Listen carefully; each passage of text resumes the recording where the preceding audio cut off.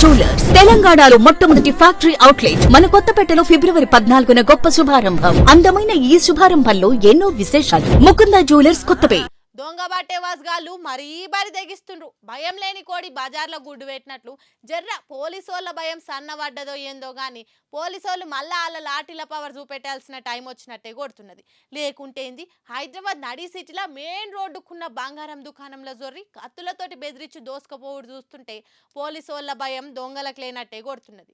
వీళ్ళ చేతులు ఇరిగిపోను, వీళ్ళకి టక్కర్ అయిపోను. చూడురి లత్కొరగాలు ఎట్లా తయారయ్యారో. మలక్పేటలో ఉన్న బంగారు దుకాణంలో జొర్రి కత్తులతోటి ఓనర్ను బెదిరించి దుకాణాన్ని ఎట్లా లూటీ చేసిరో చూస్తే పరిశాన్ అవుతారు. కౌంటర్ మీకెళ్ళి దుంకి ఓనర్ను చేతులు వెనక కట్టుకొని బల్ల కింద వండుకోమని దుకాణం అంతా తుడుచుకోపోయారు.